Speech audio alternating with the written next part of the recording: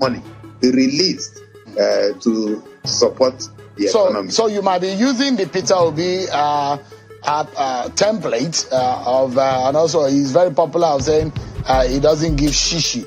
And I probably would like to ask you in that respect, say for Peter Obi, do you think you probably would have emerged winner in this time around?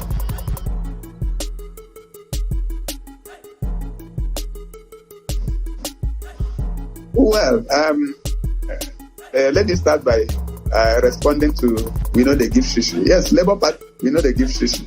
But that does not mean that we will be unreasonable. No, far from it. We will be very reasonable. Peter Obi is also very reasonable. He just doesn't throw away money. But any time that there is something that needs to be done with money, he will ensure that he gets maximum value for that money. And that may include going to the market to price it himself.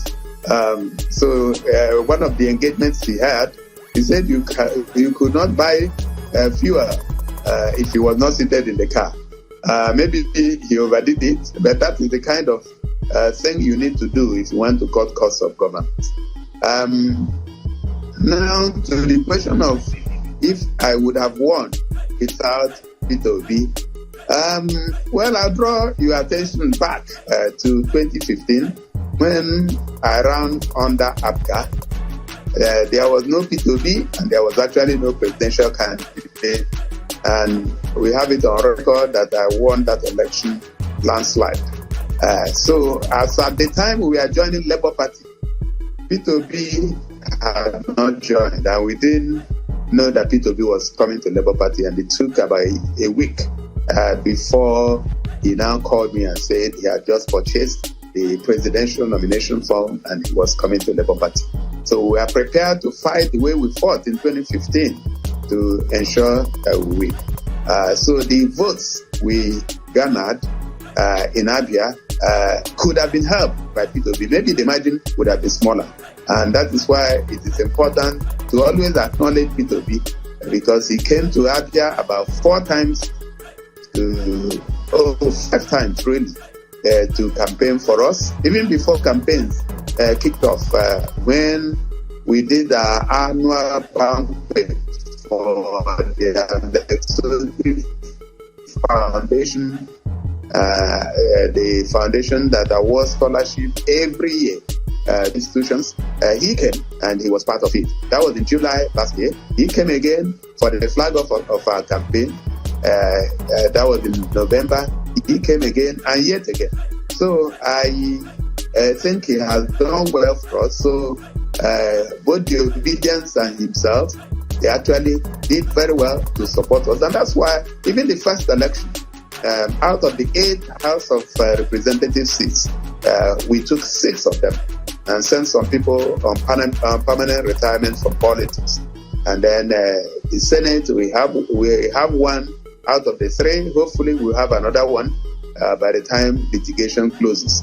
So Peter Obi was a great addition to our campaign, but I can tell you that we have won election before in Abia State without him.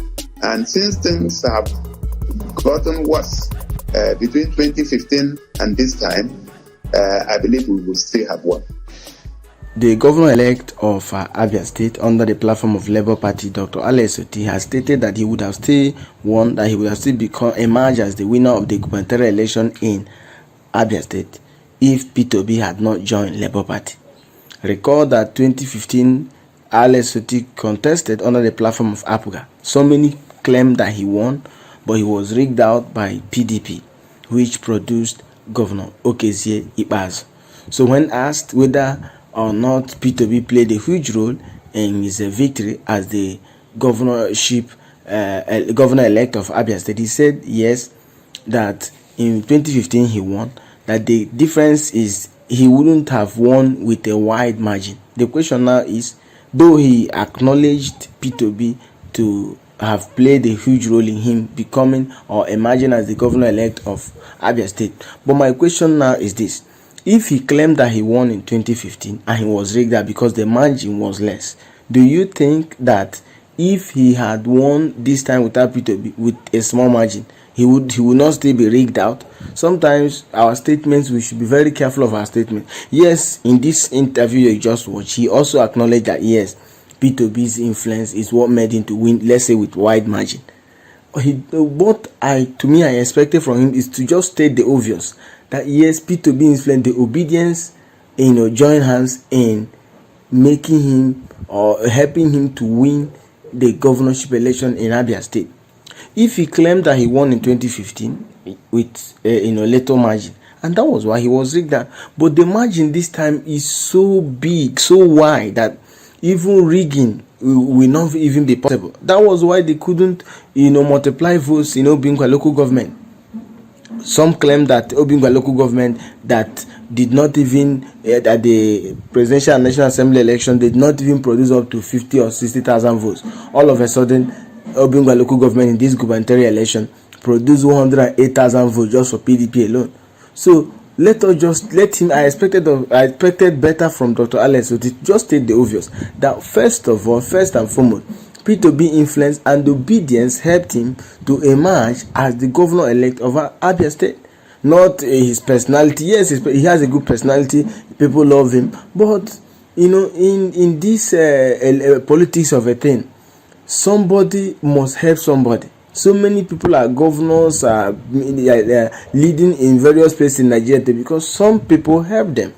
So Peter Obi's influence cannot be robbed off. Peter Obi helped him, and the obedience they use, who really yearned for change, they are the ones that helped him to win. So that he won in 2015 with Africa, which we can't verify now, it does not make him to come up and say, okay, he joined Labour Party before Peter Obi joined, and Peter Obi called him when he bought the presidential form that he has bought presidential form. You see, this is crazy. So for me, I think he overstated something that he shouldn't have stated. Peter Obi helped him to win. Final, simple.